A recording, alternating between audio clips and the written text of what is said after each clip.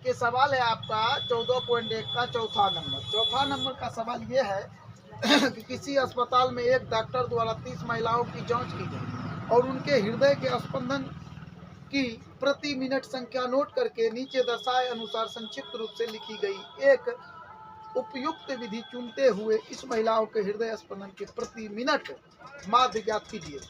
तो इस तरह से हमने वर्गांतराल में बदल दिया, फिर बारंबारता लिख लिया। अब आपको लिखना है एक्स आई यानी वर्ग चिन्ह। तो वर्ग चिन्ह हम जानते हैं कि इस दोनों को जोड़ने के बाद दूसरे भाग दिया जाता है। तो जैसे आप इसको 65 और 68 को जोड़िएगा तो कितना हो जाएगा 133, और 133 में जब दूसरे भाग दीजिएगा तो कितना होगा 66.5 दशमलव में आ रहा है। फिर अब आप इसको जोड़िएगा कितना होगा 8 1 9 और 7 4 13 169 का आधा कीजिए दूसरे भाग दे कितना आया 669 आ गया 69.5। तो अब आप देखिए इस दोनों में कुछ अंतर दिख रहा है। अब देखिए इसमें 3 अगर जोड़िएगा तो इतना आ जाएगा। यहाँ देखिए इसमें भी 3 का अंतर है, इसमें भी 3 का अंतर है। तो अब 3 करके बढ़ाते चलिएगा तो इसका आंसर आते चला जाएगा। अब इतना करने की जरूरत नहीं है। 3 जब इसमें जोड़िएगा तो कितना हो जाएगा 72.5। ठीक है जी, आया था। फिर 3 जोड़ो 75.5, उतारते चलिए 75 में 3 जोड़िए 78.5 आया था जी। अब फिर 78.5 के बाद 3 जोड़ दीजिए 81.5 यानी 84.5। आप भाग दे करके भी चेक कर सकते। अब आपका वर्ग चिन्ह तैयार है, ठीक है। अब आपको डी निकालना है। तो डी निकालने का नियम क्या है, जो सबसे बड़ा बारंबारता होता है तो उसी को मानते हैं 8 को। 8 वाला जो वर्ग चिन्ह है वही आपका ए हो गया। तो आप इसको ए यहाँ पर जगह है लिख दीजिए। अब जैसे आप इसको ए बनाए तो अब ये इसमें घटेगा 66 में जब ए को घटाया जाएगा 66.5 में अब 75.5 को घटाया जाएगा तो कितना बचेगा, घटा करके देखे हैं तो घटा करना चाहिए था ना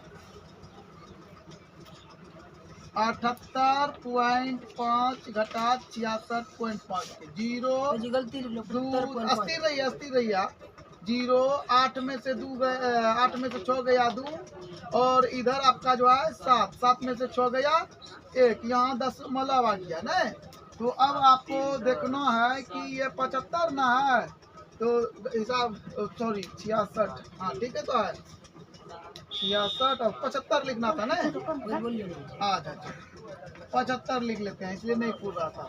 हम दूसरे को ले ली, नीचे वाले को ले, इसको लेना था। तो 0 0 हो गया दशमलव 1 10 10 10 5 15 15 में से जब आप 6 को घटाइएगा तो 9 बचेगा, बच गया ना 9।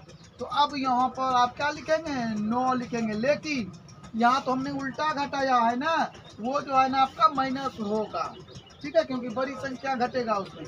आप -9 लिखेंगे।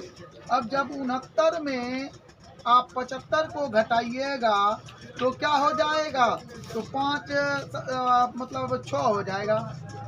घटा के चेक कर लीजिएगा 6 हो जाएगा। और फिर जब इसको इसमें घटाइएगा तो फिर क्या हो जाएगा 0 0 खत्म हो जाएगा और 3 हो जाएगा, -3 होगा। फिर ये 0 हो जाएगा और फिर यहाँ पर आपको 3 आएगा। फिर इसको जब आप घटाइएगा इसमें तो 6 आ जाएगा और इसमें जब इसको घटाया जाएगा तो 9 आ जाएगा, ठीक है। तो आपका इस तरह से डी आपका निकल जाता है। आप चेक करते चले जाइए। फिर अब आपको एफ डी निकालना है। तो 9 दूना 18 माइनस हो जाएगा 4 चौके 24 -24 हो जाएगा 3 3 9 -9 हो जाएगा 8 0 गुना करिएगा 0 हो जाएगा। फिर आपको 7 21 हो जाएगा और फिर आपको 6 चौके 24 हो जाएगा। फिर आपको 9 दूना 18 हो जाएगा।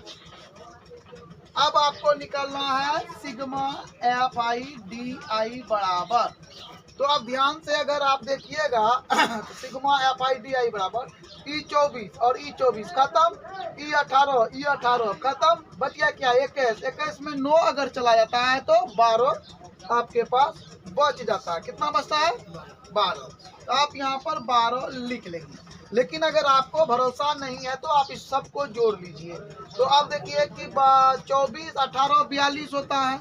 अब 42 में 9 जोड़िएगा तो 51 होगा, -51।